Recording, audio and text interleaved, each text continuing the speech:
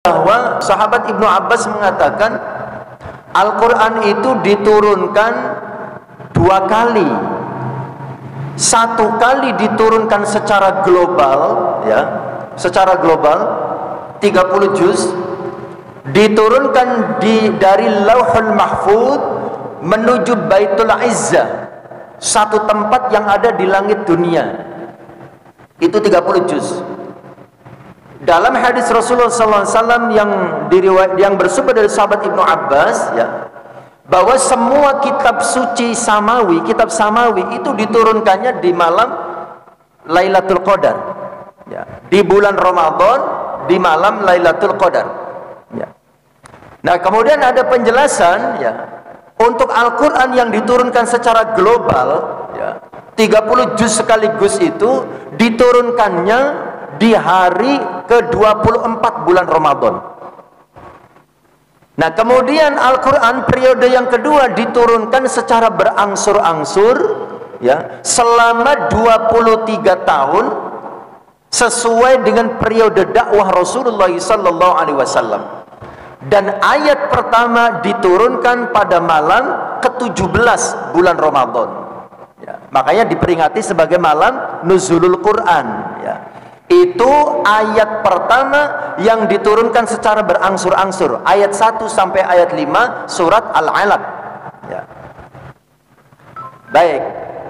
Kemudian Bapak Ibu jamaah sekalian dirahmati Allah Subhanahu wa taala, ya, itu keistimewaan yang pertama, ya. Jadi Al-Qur'an diturunkan di malam Lailatul Qadar, ya. Kemudian yang kedua, keistimewaan Lailatul Qadar adalah Lailatul Qadar itu merupakan satu malam yang lebih baik dari 1000 bulan. 1000 bulan itu artinya kurang lebih 83 tahun. Apa maksudnya Lailatul Qadar merupakan malam yang lebih baik dari 1000 bulan? Ya. Para ulama menjelaskan, diantaranya Syekh Wahbah Az-Zuhaili dalam tafsirnya Al-Munir menjelaskan, yang dimaksud dengan Lailatul Qadri khairun min alfi syahrin. Lailatul Qadar adalah satu malam yang lebih baik dari 1000 bulan. Artinya adalah amal soleh yang kita kerjakan yang bertepatan dengan Lailatul Qadar itu lebih baik dari amal soleh yang kita kerjakan di 1000 bulan yang tidak ada Lailatul Qadar di dalamnya, ya. Contohnya, seumpamanya kita sholat 2 rakaat. Sholat 2 rakaat yang kita lakukan bertepatan dengan Lailatul Qadar, maka sholat yang kita lakukan itu lebih baik dari sholat yang kita lakukan selama 1000 bulan. Artinya pahalanya itu lebih baik dari ibadah yang kita lakukan, sholat yang kita lakukan selama 1000 bulan. Itu yang dimaksud dengan Lailatul Qadar merupakan satu malam yang lebih baik dari 1000 bulan. Ustadz Adi Hidayat pernah menjelaskan, seumpama kita membaca Al-Quran bertepatan dengan Lailatul Qadar, gitu, ya. Padahal membaca Al-Quran hanya beberapa ayat, hanya beberapa saat. Itu kata beliau pahalanya lebih baik dari kita membaca Al-Quran full 24 jam satu hari selama 1000 bulan. Itu luar biasanya Lailatul Qadar, gitu, ya. Bapak Ibu jamaah sekalian dirahmati Allah Subhanahu wa taala, ya. Makanya Rasulullah sallallahu alaihi wasallam, ya, memerintahkan kita, menganjurkan kita, bahkan beliau juga memberikan contoh kepada kita di 10 malam terakhir dari bulan Ramadan. Beliau mencontohkan kita untuk qiyamul lail. Qiyamul lail itu artinya menghidupkan malam, ya. Jadi qiyamul lail itu mempunyai makna umum dan mempunyai makna khusus. Makna umum dari qiyamul lail artinya menghidupkan malam, ya. Menghidupkan malam dengan melakukan berbagai rangkaian ibadah. Bisa dengan sholat, bisa dengan tilawatil Quran, bisa dengan berzikir, bisa berinfak sedekah dan lain sebagainya. Itu makna umum yang dimiliki oleh qiyamul lail. Makna khusus dari qiyamul lail adalah sholat malam, ya, makna khususnya, ya. Baik, kita kembali ke keistimewaan Lailatul Qadar. Jadi keistimewaan Lailatul Qadar yang kedua adalah Lailatul Qadar merupakan satu malam yang lebih baik dari 1000 bulan. Dan Lailatul Qadar ini merupakan keistimewaan yang khusus diberikan kepada umat Rasulullah sallallahu alaihi wasallam, tidak diberikan kepada umat-umat selain umat Rasulullah. Kenapa? Karena umat-umat sebelum kita, ya sebelum umat Rasulullah, itu usianya panjang-panjang, ya, ratusan tahun usianya, sehingga mereka itu mempunyai kesempatan yang banyak untuk melakukan banyak ibadah, untuk mengumpulkan banyak pahala, gitu ya. Nah, sementara kita umat Rasulullah, ya, itu sudah jarang yang usianya di atas 100 tahun. Mayoritas di bawah 100 tahun. Sehingga usianya pendek, maka peluang beribadahnya sedikit, ya. Sudah peluang ibadahnya sedikit, ditambah lagi banyak tidurnya, kan begitu ya. Jadi semakin sedikit lagi ibadahnya, kan begitu ya. Oleh karena itu Allah Subhanahu wa taala memberikan keistimewaan kepada kita dengan memberikan Lailatul Qadar. Jadi Lailatul Qadar itu sebagai peluang bagi kita untuk melipat gandakan pahala amal. Melipat gandakan pahala amal. Satu kali kita beramal mendapat pelipat gandaan pahala yang tanpa batas. Jadi mohon maaf, Lailatul Qadri khairun min alfi syahrin itu maknanya bukan satu malam yang sama nilainya dengan 1000 bulan, bukan sama. Kalau sama itu bahasa Arabnya sawaun. Tapi Al-Quran mengatakan Lailatul Qadri khairun, lebih baik dari 1000 bulan. Berarti ibadah yang kita lakukan yang bertepatan dengan Lailatul Qadar itu lebih baik dari ibadah yang dilakukan selama 1000 bulan. Jadi ada pelipat gandaan pahala tanpa batas yang akan Allah berikan kepada siapapun yang di malam hari itu dia beribadah kepada Allah Subhanahu wa taala dan ibadahnya diterima oleh Allah Subhanahu wa taala. Ini keistimewaan yang paling utama bagi kita umat Rasulullah, ya. Jadi ada pelipat gandaan pahala, ya. Makanya Rasulullah sekali lagi mencontohkan dan menganjurkan kita untuk memburu Lailatul Qadar. Kemudian yang ketiga, keistimewaan Lailatul Qadar adalah Lailatul Qadar itu merupakan malam yang penuh berkah. Sebagaimana Allah firmankan di dalam surah Ad-Dukhan ayat 3. Inna anzalnahu fi lailatin mubarakatin. Sesungguhnya kami turunkan Al-Quran di malam yang penuh berkah, ya. Jadi Lailatul Qadar itu malam yang penuh berkah. Masih ingat apa definisi dari berkah? Yang namanya berkah itu adalah ziyadatul khairi alal khairi, bertambah-tambahnya kebaikan, itulah berkah. Contohnya seumpamanya ada orang penghasilannya 1 juta dengan orang yang lain penghasilannya 10 juta. Yang dimaksud dengan harta yang berkah itu seperti apa? Harta yang berkah itu adalah harta yang dengan harta itu bisa melahirkan banyak kebaikan.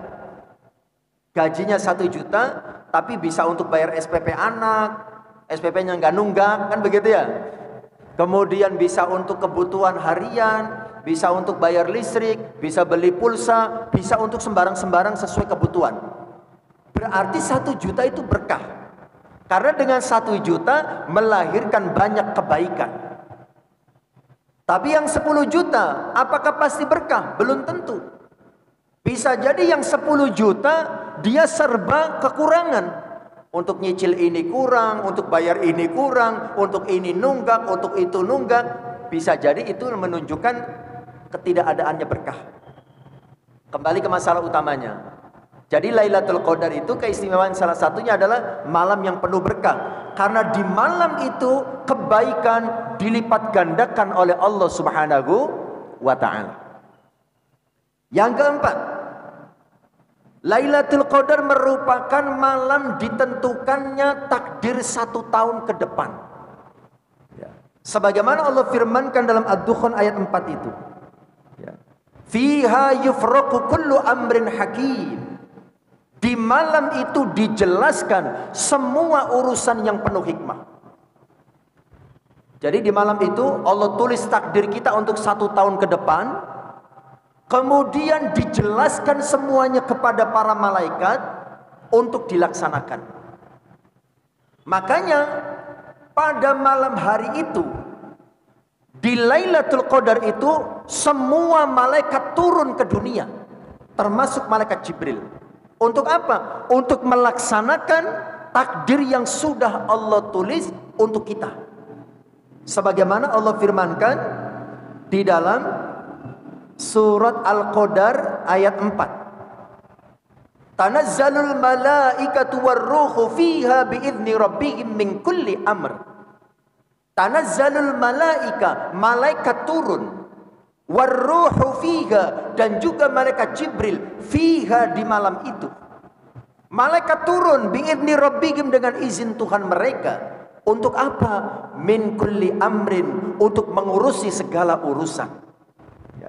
Jadi di malam itu takdir ditulis, kemudian dilaksanakan. Malaikat diturunkan ke dunia untuk melaksanakan segala urusan yang sudah ditulis oleh Allah Subhanahu wa ta'ala. Yang terakhir, yang kelima, dari keistimewaan Lailatul Qadar adalah malam yang penuh ampunan.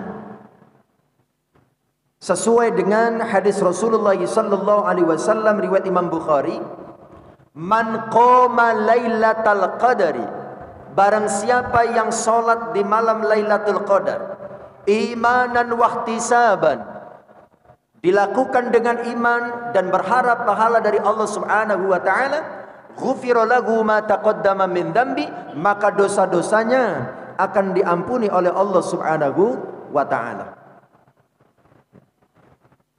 Itu keistimewaan dari Lailatul Qadar. Nah, sekarang Lailatul Qadar itu terjadinya kapan? Tanggal berapa, malam keberapa? Ada 3 petunjuk dari Rasulullah sallallahu alaihi wasallam. Yang pertama, Rasulullah sallallahu alaihi wasallam dalam hadis riwayat Imam Bukhari dan Muslim, taharrau Lailatul Qadri, kata Rasulullah, burulah, carilah Lailatul Qadar fil ashril awakhir, di 10 hari terakhir min Ramadhana, dari bulan Ramadan. Carilah Lailatul Qadar di 10 malam terakhir dari bulan Ramadan. Nah, ada pertanyaan. Dari mana penjelasannya Lailatul Qadar itu terjadi setiap Ramadan atau setiap tahun? Kan begitu, Pak ya? Kalau kita belajar bahasa Arab, ya, kita memahami ada yang namanya isim ma'rifat, ada yang namanya isim nakiroh. Isim ma'rifat itu menunjukkan sesuatu yang tertentu. Isim nakiroh itu sesuatu yang menunjukkan makna yang umum, general. Salah satu dari ciri isim ma'rifat, kalimat itu ada al di dalamnya. Salah satu ciri dari isim nakirah, kalimat itu tidak ada al di dalamnya. Pak Indro, nah ini jawaban pertanyaan jenengan. Jadi jenengan fokus dulu ya. Nah, di dalam hadis tadi Rasulullah menjelaskan, taharrau Lailatul Qadri, carilah Lailatul Qadar fil ashril awakhir, di 10 hari terakhir min Ramadan, dari bulan Ramadan. Ramadan kapan? Di situ Ramadan menggunakan isim nakiroh. Ya. Isim nakiroh itu menunjukkan makna yang umum. Jadi Ramadan kapanpun. Nah begitu. Nah ini yang menunjukkan bahwa Lailatul Qadar tidak hanya terjadi di zaman Rasulullah, gitu. Jadi juga terjadi di zaman kapanpun, karena Ramadan di situ menggunakan nakiro. Nakiro itu menunjukkan mana terjadi berulang-ulang, begitu. Beda dengan ma'rifat. Contoh kasus seperti innamal usri yusron, innamal usri yusro. Itu kan disebut dua kali. Ya. Al-usr disebutkan pakai isim ma'rifat. Ada al di dalamnya. Itu menunjukkan satu. Sementara yusron menggunakannya nakiroh. Itu menunjukkan terjadi berkali-kali. Nah begitu. Begitu pula dengan Ramadan. Jadi Lailatul Qadar itu terjadinya tidak hanya di zaman Rasulullah, tapi juga terus sampai datangnya hari kiamat. Karena itu keistimewaan yang Allah berikan kepada umat Rasulullah SAW. Kemudian yang kedua, petunjuk yang kedua dari Rasulullah. Taharrau Lailatul Qadri fil witri min al-ashri al-awakhir min Ramadan. Carilah Lailatul Qadar di malam ganjil dari 10 hari terakhir bulan Ramadan. Malam ganjil. Tadi malam 21, besok malam 23, malam 25, malam 27, malam 29. Ya. Dispesifikkan oleh Rasulullah di 10 hari terakhirnya itu di malam-malam ganjil. Petunjuk yang ketiga, itu ada 3 hadis yang menjelaskan bahwa Lailatul Qadar itu terjadinya pada malam ke-27. Ada 3 hadis. Ya. Semuanya bersumber dari Ubay bin Ka'ab. Diriwayatkan oleh Imam Muslim. Ubay bin Ka'ab berkata begini. Saya baca terjemahnya saja. Demi Allah yang tiada Tuhan kecuali Dia, sesungguhnya Lailatul Qadar terjadi di bulan Ramadan. Dan demi Allah, sesungguhnya aku mengetahui malam itu. Ia adalah malam yang Rasulullah memerintahkan kami untuk qiyamul lail, yaitu malam ke-27. Dan tandanya adalah pada pagi harinya matahari terbit dengan cahaya yang putih, sinarnya tidak menyilaukan. Malam ke-27. Ya.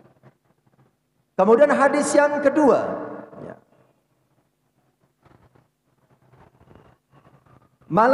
Hadis yang kedua riwayat Imam Ahmad. Ya. Man kana mutaharriyaha falyataharraha fi lailati sab'in wa ishrin. Barang siapa yang ingin mencarinya, hendaklah ia mencarinya pada malam ke-27. Itu hadis yang kedua. Ya. Kemudian hadis yang ketiga juga dari Ubay bin Ka'ab, ya, riwayat Imam Muslim juga. Ubay bin Ka'ab mengatakan, demi Allah sesungguhnya aku mengetahui Lailatul Qadar adalah malam yang Rasulullah memerintahkan kami untuk qiyamul lail, yaitu malam ke-27. Ya. Nah, itu penjelasan ya terkait kapan terjadinya. Jadi ada 3 petunjuk.